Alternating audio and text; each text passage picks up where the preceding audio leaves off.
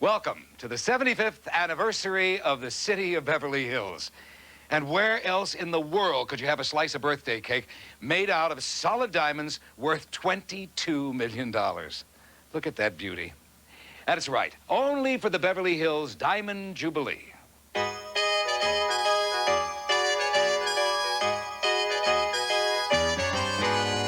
Beverly Hills, oh what a sight, friendly by day, sparkling by night. As you race along Rodeo Drive, there's no place you feel more alive. Beverly Hills, city of style, welcoming you to linger a while. You will wear a perpetual smile when you first arrive. Here where all the ladies in Mercedes are. Oh, here they have Ferraris at the Rent-A-Car. What a place, you'll agree. Every face that you see says hi, good day. Come and play in Beverly Hills. Happy birthday, Beverly Hills. Happy birthday, Beverly Hills. Happy 75th birthday and many more good and healthy. Happy birthday, Beverly Hills. May we all look as good at 75. Happy birthday. Happy anniversary, Beverly Beverly Hills. I love Beverly Hills. Oh, boy. In Beverly Hills, you're gonna find it's more than a town, it's a great state of mind. And it sure is one of a kind. Come enjoy the simply stunning thrills of Beverly Hills.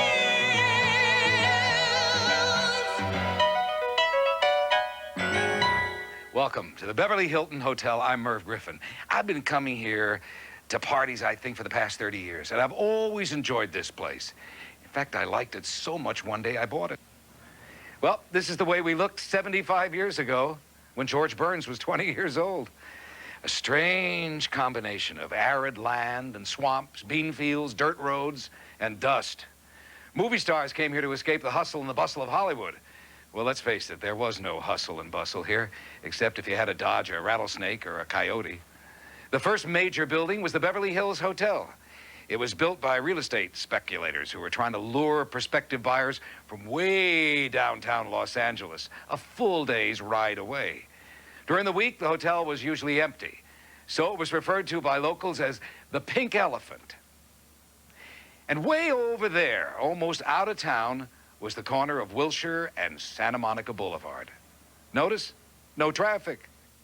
By 1922, there was still plenty of room on Wilshire Boulevard for a racetrack or two. The corner of Wilshire and Santa Monica Boulevard looked like this. And you'll notice by now there was a traffic jam. Nothing around it, but a traffic jam. How did they find it? Of course, this corner looks a little different today than it did then. The southwest corner of Wilshire and Beverly Drive looked like this in 1948.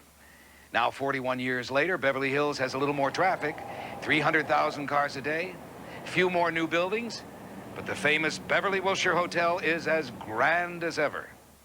Today, everybody knows about Beverly Hills, but for all its wealth, it's still only the 37th richest city in the United States. Well, then why is it so special? Well, I guess there's a lot of reasons. The one I like is the fact that more money is raised here for local and international charities than in any other community in the world. We're proud of our little village and of the accomplishments of our many neighbors. So we decided to have a party. Since this is Beverly Hills, the party has lasted for over a year. Tonight, you're invited to our party.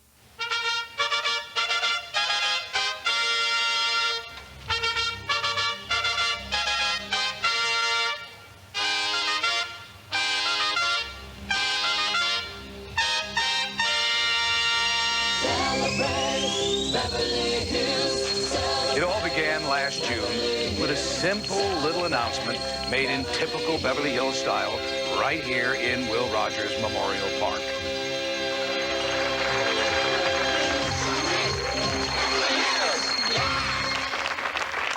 I've been a resident here off and on, mostly on, for the past 38 years. It is a great community. It has been heralded by magazines and newspapers all over the world, and now we're going to toot our horn, and it's going to be a year of celebrating like you can't believe.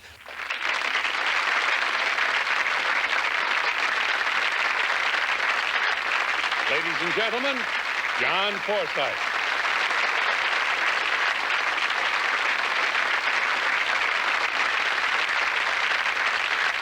Starting in the early days, Beverly Hills loved to party. They even had parties in the afternoon. Parties where the stars would show up just to stand around and talk, or sit around and talk. Sometimes they played tennis, and sometimes the younger guys played ping pong, guys like Dick Powell and John Wayne.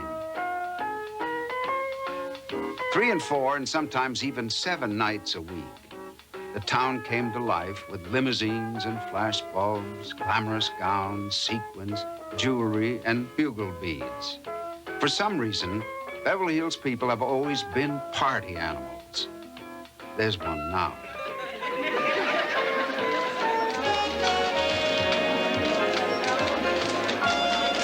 This year, one of the best parties was the opening of Merv's new ballroom. It's glorious. It's like the old days of the Coconut Grove. And I do remember those days. And I do too. I know you do. I would never admit it. The hotel itself has been the center of so many wonderful functions. I love it. I love to come and see who's here, see what everyone's wearing. It's fun.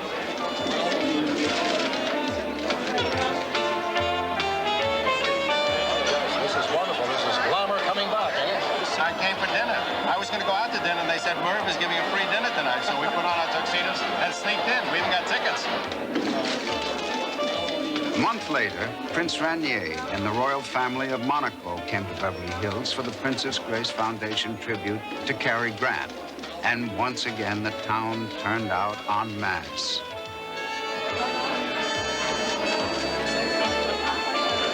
Well, I would book this room for the Academy Award. This is a great party for the Academy Awards.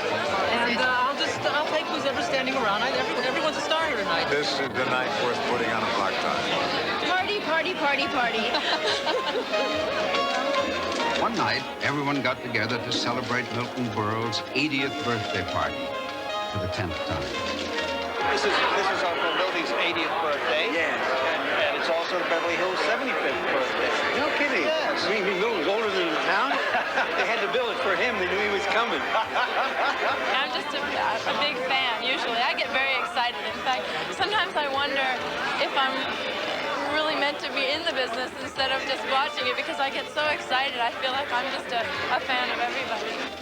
If Uncle Milty hadn't given me the first job doing lawns, I would still not be a part of Beverly Hills. Doing lawns. I enjoy going to events like this here because, you know, when you have an event where you honor somebody like Milton Berle, who has been a mentor of mine and my idol for so many years, it is really a great joy to come here and to celebrate with him. When all of these people are at an event like this, and you know everybody here, don't you? I know a lot of people. I don't know this particular man right here. Hello, Uncle Milty. Henry, will you move it, please? Because she wants to talk to me. Happy birthday to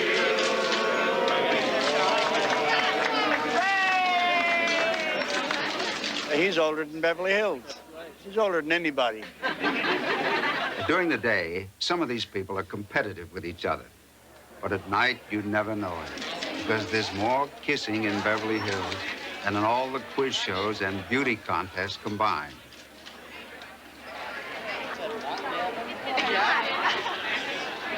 Give me a break. You look so wet. As with any small American community, Beverly Hills celebrates holidays like the 4th of July with a party. It usually takes place on the football field at the local high school.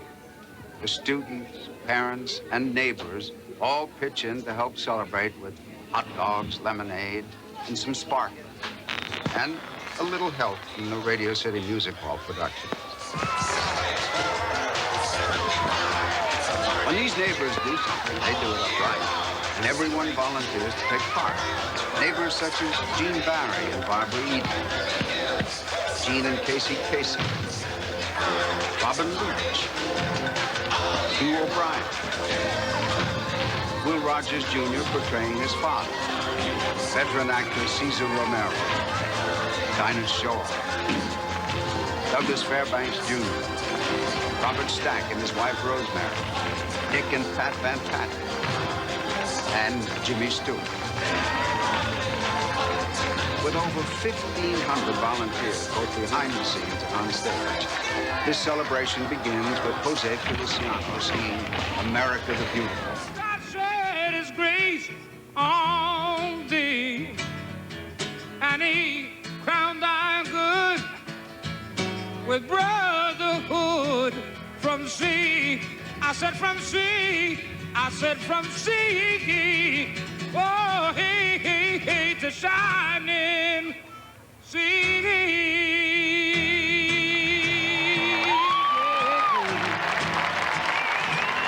Thank you.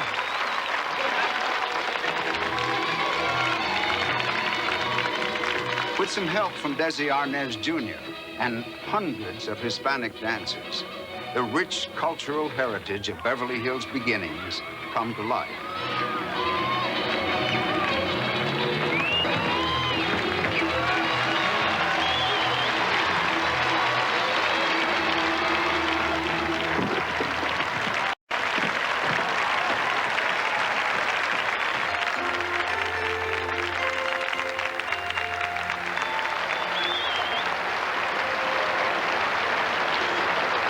Days are here again was one of the great songs that helped us through the Depression. You know, by 1934, Beverly Hills was really growing up. The first letter was stamped from the post office. City Hall was inaugurated. New York paid a visit with Saks Fifth Avenue. And you could spot any number of celebrities at a hangout called the Brown Derby. And with sirens, flashing lights, and a police escort, the city of champagne wishes and caviar dreams unveils a birthday cake that is truly one of a kind. It is worth $22 million. Continued wishes for the best of everything. Happy birthday, Beverly Hills!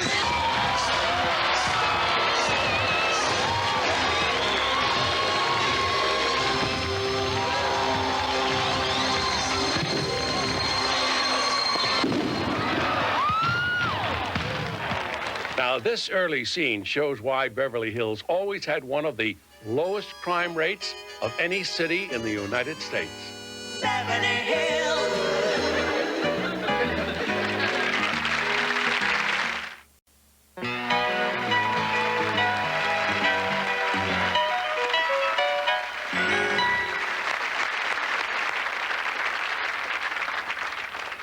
I appear on a show about people who live very well. But none of the homes on Dynasty match some that actually exist right here. Beverly Hills is vibrant, alive, chic, and sophisticated. The most famous community in the world. Beverly Hills has its own fire department, police force, school system, city hall, and garbage collectors. There are no cemeteries, funeral parlors, hospitals, or billboard signs. But there are the world's most expensive shops. 100 boutiques just on Rodeo Drive. We have one store that specializes almost exclusively in caviar. Beverly Hills has the most famous parties, the most beautiful gardens, and almost 3 times as many cars as residents. We're going to meet some of these residents, like Shelley Long. I grew up in Indiana, but I'd heard all about Beverly Hills from the movies, even before I came to California. This is probably the most famous community in the world. More motion picture stars have lived and worked here than any other place on earth. In the beginning, 75 years ago, people from Hollywood occasionally came here, but only for nature hikes and picnic lunches. Soon, low-budget movie companies came swarming through the canyons and foothills of this small farming community. Even the main streets became busy locations as the town began to grow. The sight of cowboys trampling their manicured lawns increasingly annoyed the residents of Beverly Hills. To discourage these rowdy filmmakers, city officials raised the price of shooting permits, making it financially impossible to film here. 20 years later, only such distinguished gentlemen as Laurel and Hardy were permitted to quietly glide through the streets of Beverly Hills. 30 years later, Mel Brooks drove down the very same street when he starred in Silent Movie with Dom DeLuise and Marty Feldman. I just finished shooting a movie here myself called Troop Beverly Hills. We shot it all in and around this area, and if you have to go on location, you can't find a more sumptuous spot than Beverly Hills. You never give me an ounce of credit for anything I do. That's because you never do anything. Well, then I guess I'm going to do something right now. I started my new meaningful life today, and I bought a whole new meaningful wardrobe to go with it. Approve! Mom's gonna be our new troop leader. Who are you? Phyllis Neffler, Troop Beverly Hills. Hey, camera, Mark. Hey, Mark. Quiet. Way back. We shot right here on Rodeo Drive in the middle of Beverly Hills. When you shoot a major motion picture on the street in front of Giorgio's, you naturally attract quite a crowd.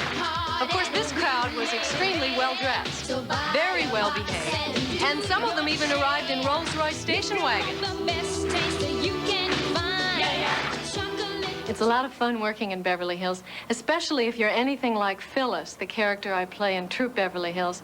You see, Phyllis was born to shop. I'm shopping. Gonna buy my blues away, you know. I'm shopping.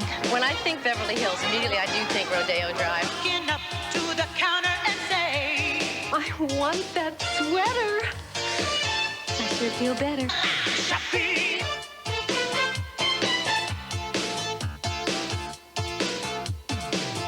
Too much for the PTA? Too little? I don't put money down. Charge it. Wrap it. Bag it. Send it. My Bank of America card was stolen. I never reported it because whoever stole it's not spending as much as Pat. $20,000. It's on sale. Ever since my mother took me to that big department store, my heart beat escalated all the way to the second floor. Now this is shopping. Ooh. It's set. I come and visit the price tags in Beverly Hills. My mama told me that's just another phase I'm going through. What you got that's new?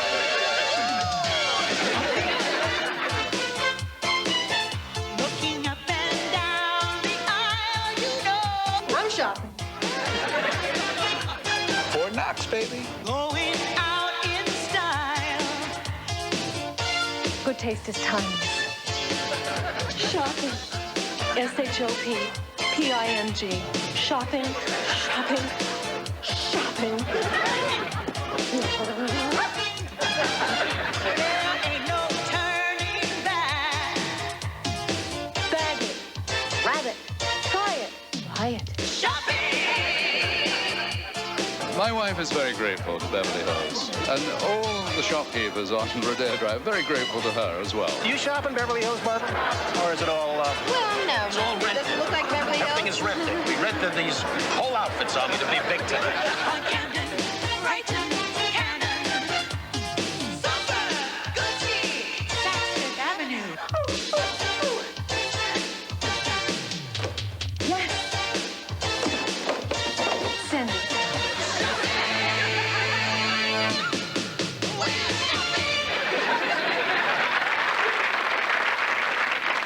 Excuse me, miss. Do you offer an installment plan? The very first Sports Illustrated swimsuit edition was photographed right here at the Beverly Hills Hotel pool.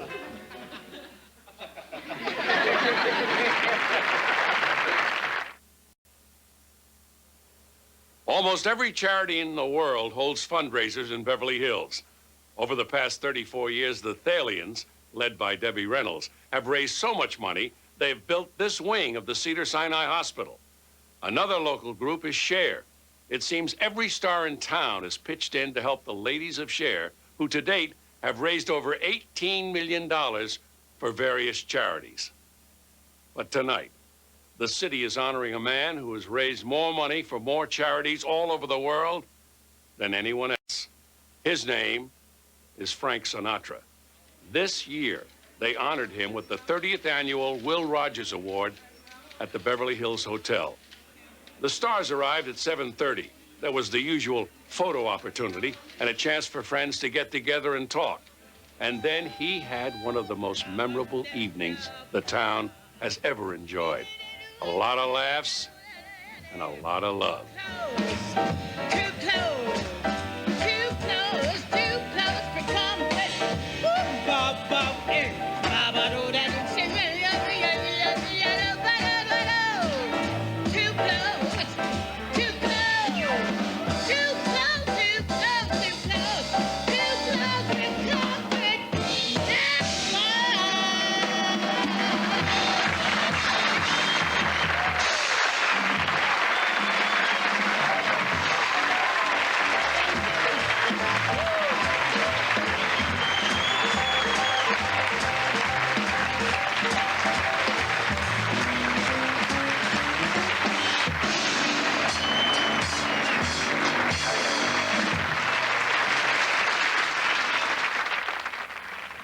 In Nancy Sinatra's book, she describes her father as Don Quixote in a tuxedo, a blend of toughness and tenderness, a model of consistency as an artist, as a man not without his contradictions, and a fellow who treats the room to caviar and champagne and himself to a hot dog and a beer.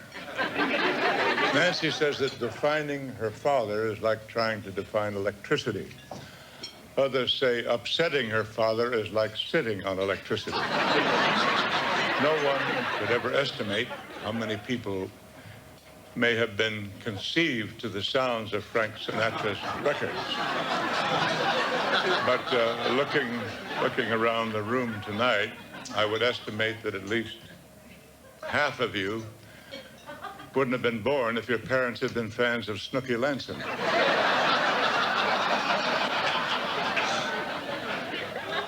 The media, oddly enough, seems to enjoy writing about Frank, but they often overlook some of his most important accomplishments. To begin with, the statistics are mind-boggling. More than 60 movies, 100 albums, thousands of songs. But what most people don't know is that he has been personally responsible for raising more than $1 billion for charities all over the world. $1 billion. That's what it be. A song is really a 4-minute play, and it has to be interpreted. And I don't think there's any other living singer in our time that does that better than Frank. We of the SLAA, Sinatra Leading Lady Alumni Association, all agree that when you're shooting your close-up and you look right into those baby blue eyes, you finally realize what he meant when he said, ring-a-ding-a-ding. Here's to you, Frank. Scooby-Dooby-Doo, baby.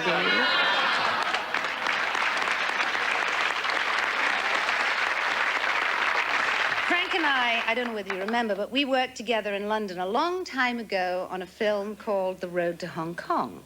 Anyway, Frank called me a few days later and he asked me to dinner, and I said, fine, that would be nice. I'd quite like to go to dinner with you. What time will you pick me up? And he said, 8 o'clock. My plane will be at London Airport. Your plane? I said, well, it's very nice. It's really nice of you to ask me to dinner, but I'm in London, and unfortunately I have a 6 a.m. call, so I won't be able to fly with you tomorrow. Now, I've always regretted that we didn't make that dinner date, Frank, but better late than never. So my private number is 1-800-555-2866. Ladies are standing by to take your call.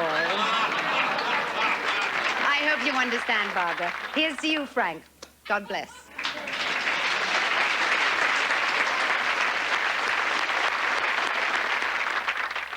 Congratulations, Frank.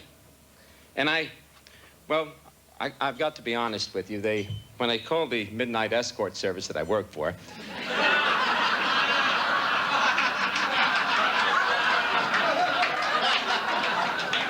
they said that maybe it could be a career move.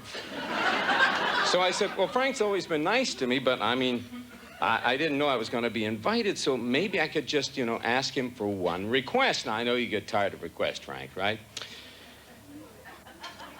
How would you feel if I just did my Julio Iglesias impression? Sorry?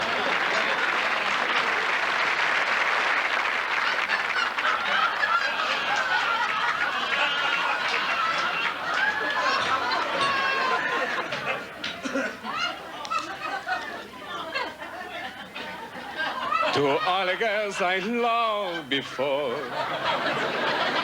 for traveling and all my door, I'm glad they came along. I dedicate this song to all the girls I loved before. Frank, I know there's some nights you'd like to be a Barbara in Palm Springs, and, maybe there's a date. So if you don't want to go in for the evening, call me up. I got a tux, I got a tan. I can be there in 10 minutes, and God knows I love you.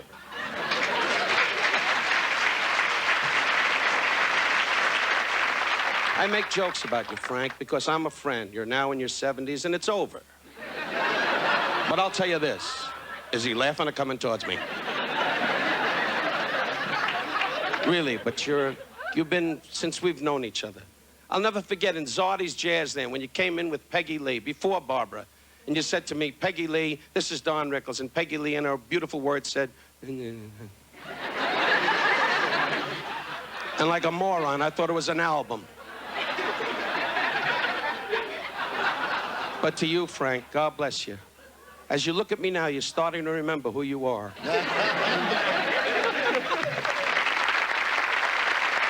Now, ladies and gentlemen, it's my pleasure to say the two most exciting words in show business. Frank Sinatra.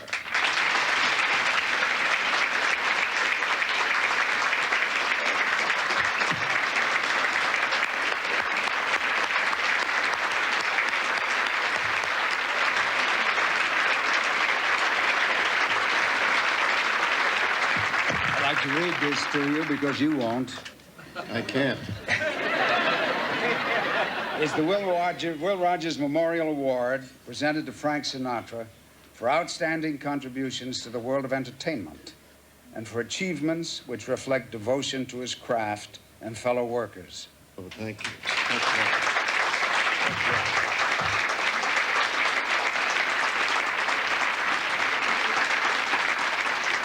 That's very nice. That'll fill the hole where the radio speaker used to be. No, I'm joking. But in a serious vein, I am delighted and thrilled and happy and honored, deeply honored, that I was chosen for this award tonight by my fellow workers and friends and neighbors and all of you good people whom I know for years and years and whom I will know for the coming years because I plan to be around for a while. I've come a long way from a skinny kid standing in front of a New Jersey street corner playing a ukulele and singing songs. Now it's nice, the efforts of people like yourselves, that other skinny kids get a chance to do the same thing that I did in my life. Will Rogers once said he never met a man he didn't like. Of course, Will Rogers never met Dan Rather.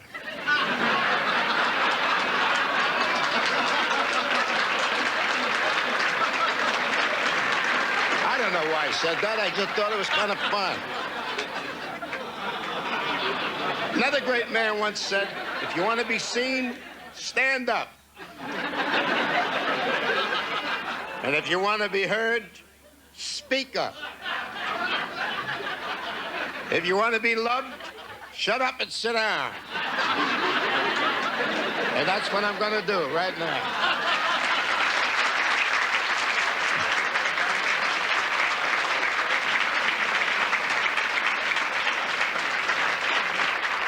Ladies and gentlemen, here is Frank Sinatra, Jr.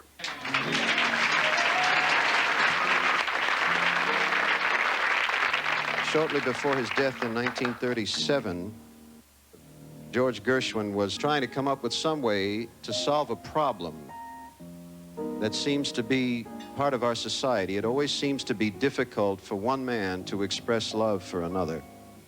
Of course, I have a little impunity, I think, being a relative. Speaking on behalf of my sisters and I want to give to you the salutation the way Ira Gershwin had it at the time, and I think it's very appropriate, by the way. This is for you, Dad. It's very clear our love is here to stay, not for a year, but ever and a day. The radio and the telephone and the movies that we know may just be passing fancies, and in time will go. But oh my dear, our love is here to stay. Together we're going a long, long way. In time, the Rockies will crumble, Gibraltar may tumble, but they're only made of clay. But our love is here to stay. From all of us, congratulations, Dad. We love you.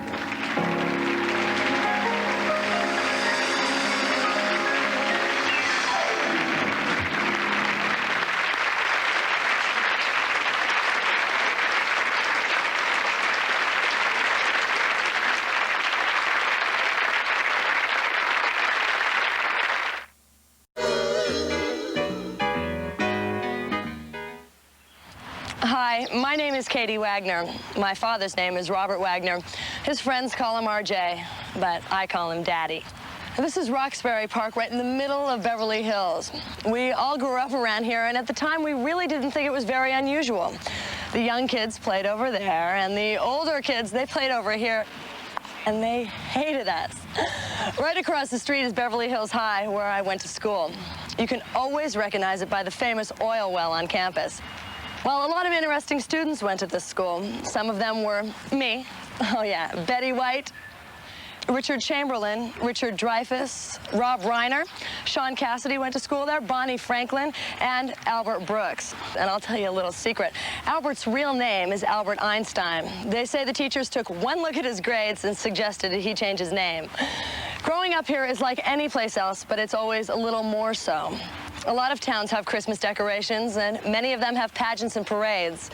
But only in Beverly Hills can you see a Christmas like this. This is a time when Beverly Hills lights up with the holiday spirit. That's why early in the afternoon, the day after Thanksgiving, over 3 blocks of Wilshire Boulevard and part of Rodeo Drive are completely closed to traffic. An army of riggers, gaffers, stagehands, and technicians swarm out into the town's busiest street, building a stage right in front of the Beverly Wilshire Hotel. They begin to transform the city of stars into the city of lights, full of season's greetings.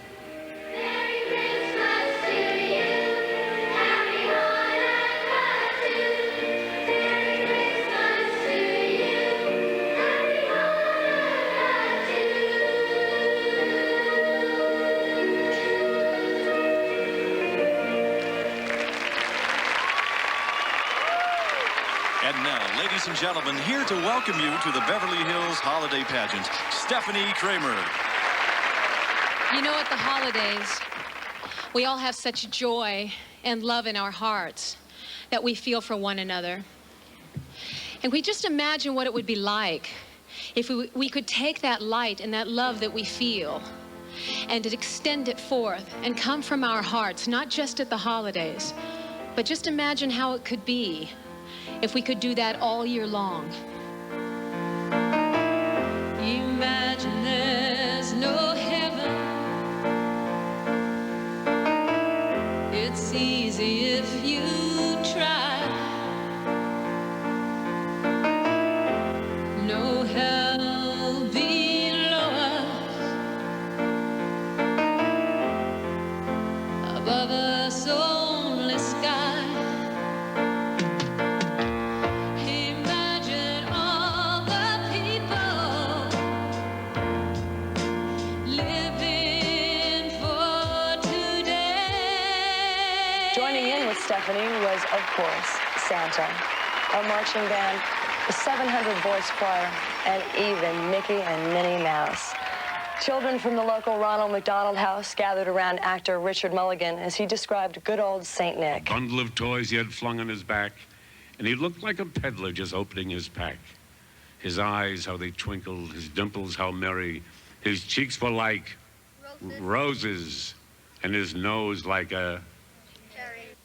Other participants in the festivities were a jazz band from Finland, the International Children's Choir, and singer Mel Torme.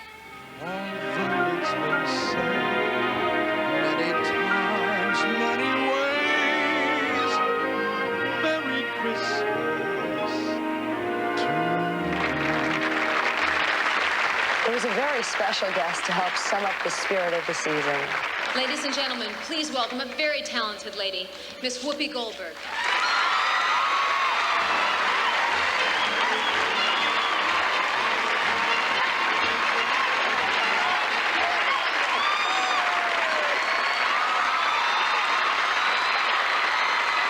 Yes. God bless the youth of America. You know, when I was a kid, which was a long time ago, I never thought I'd be standing on the corner of Wilshire and Rodeo Drive in Beverly Hills singing Christmas carols and not getting arrested. But I must say Christmas has always been my favorite time. It's a time when dreams come true. It's customary at Christmas time to give each other gifts. It wasn't always like that, though. You know, 1988 years ago, people didn't give each other gifts. When Mary and Joseph showed up at the inn, they didn't have any money, no food, no job, no place to stay, and Mary was about to give birth. They were homeless. There was no way that the innkeeper would give them a room, but he did let them stay in the manger, out in the stable, so that Mary could have her baby. Pretty much the same way homeless people are living today and having babies. And when the three wise men heard about the birth of the Christ child, they didn't give gifts to each other. These three wise men were wise enough to know that the spirit of giving and the spirit of Christmas is about helping others. Perhaps now, almost 2,000 years later, we should think about doing the same thing. Give some of our gifts to the homeless. Maybe that's what Christmas is all about.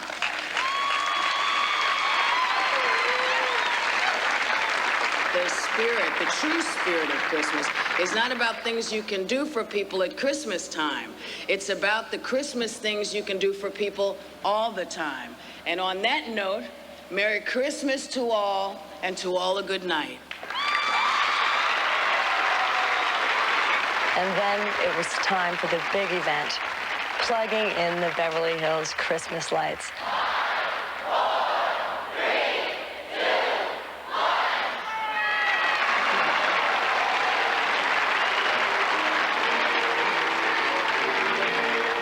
This is how our town looks from Thanksgiving through New Year's Day.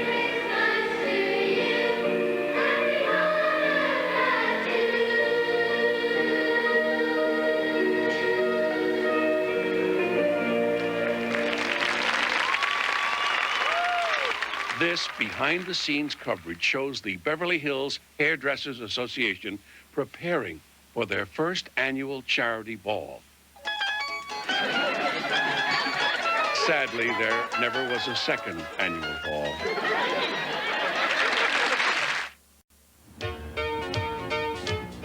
Ah, yes, Beverly Hills, where it is rumored that the fire department uses Perrier.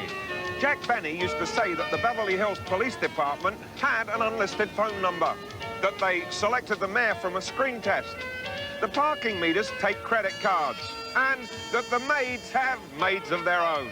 Now, some of that isn't the truth.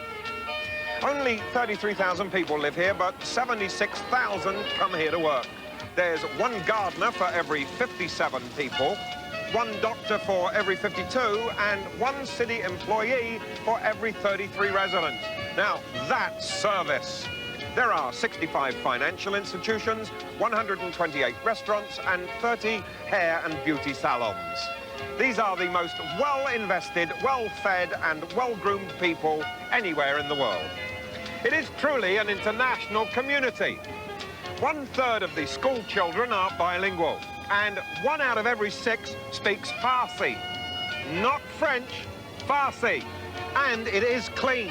It is said that millions of gallons of water are used every day for sidewalks, plants, shrubbery, and cocktails.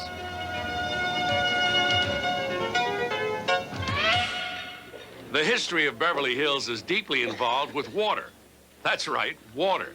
If it hadn't been for water, there wouldn't be any Beverly Hills. In the early 1920s, a group of Hollywood stars fought City Hall to keep L.A. from annexing the elite and comfortable suburb where they lived. Old-timers called the struggle the Water Wars. In 1919, the township was mostly wild and undeveloped. Beverly Hills was a sleepy little village of anonymous homes occupied by anonymous people. Surprisingly, it was neither the natural beauty nor the affordability of the land that inspired the migration of celebrities to the area. Rather, it was a series of sensational scandals that rocked Hollywood to its foundation. When former U.S. Postmaster General Will Hayes was brought in to clean up the movie business, he intimated that secluded Beverly Hills could serve as a proper sanctuary, a buffer zone, as it were, removed from Hollywood's riffraff and the public eye.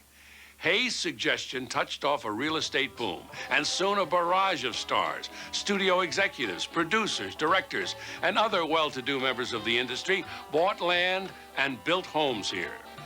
The Beverly Hills City Council was more than happy to cater to their prominent new arrivals. Property taxes were kept to a bare minimum, and they even built a bridle path along the middle of Sunset Boulevard. All this privileged privacy was suddenly threatened in the spring of 1923, when a group of real estate sharks who were hoping to carve up the big lots into profitable little ones began a political campaign that hinged on water. The sudden influx of so many citizens caught the Beverly Hills Utility Company unprepared to meet the water needs of the growing population. Anxious officials hoped to turn this growing problem over to the city of Los Angeles and began suggesting annexation. Immediately, Beverly Hills was divided into fiercely competitive camps. Those against annexation were led by Doug Fairbanks and Mary Pickford, Rudolph Valentino, cowboy star Tom Mix, Harold Lloyd, Will Rogers, Gloria Swanson, and many others. Superstars in car caravans toured the local neighborhoods, asking residents for their support.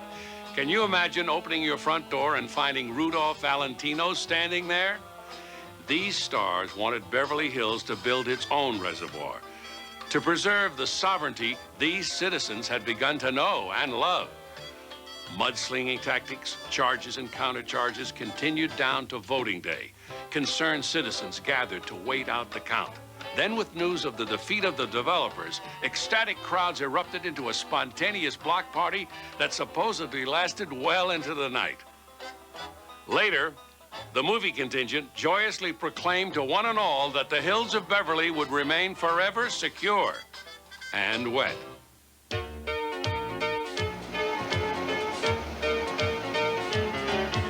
Beverly Hills, just look at that view.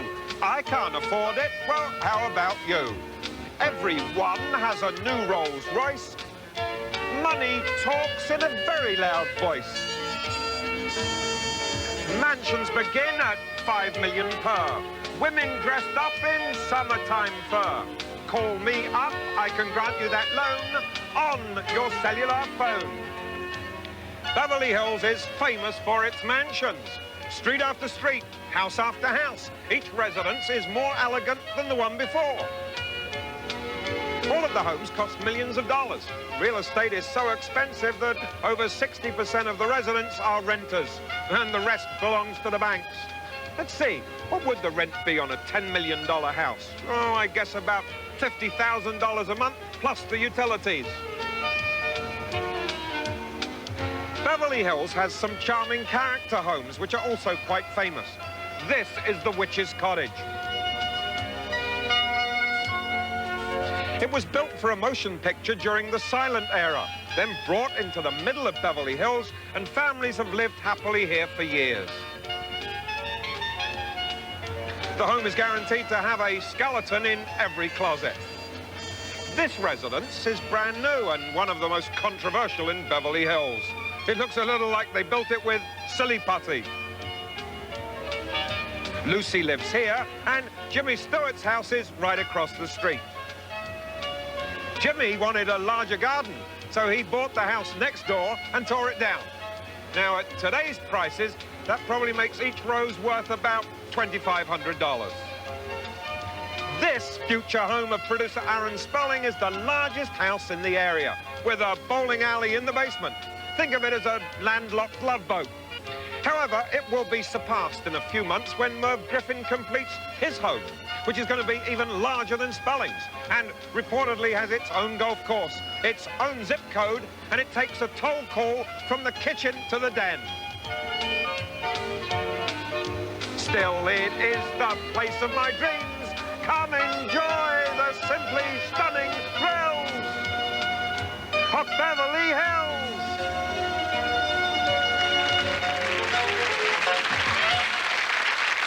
This rare footage demonstrates how nothing delayed or deterred the determined Beverly Hills Fire Department.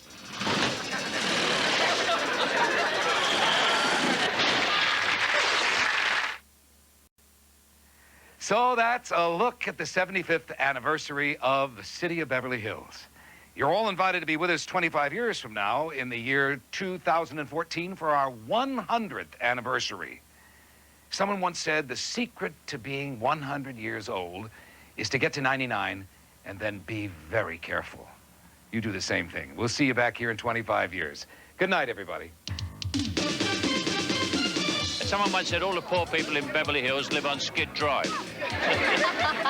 It was a place where one grew up. When I grew up in my teens, it meant driving over the hill with $5 and dressing up with a tie and going to see a movie where you had reserved seats. It's a great town to live in. The weather, the homes, the people, it's exciting. It keeps you stimulated at all times. It's never dull. I think Beverly Hills is a tiny little village that happens to have a lot of people in it who do work that appears to be very glamorous, but I keep seeing them at the supermarket pushing shopping carts. I'll tell you why we moved. My wife doesn't know this. Because the tour buses used to come by our house, and they used to give her first billing.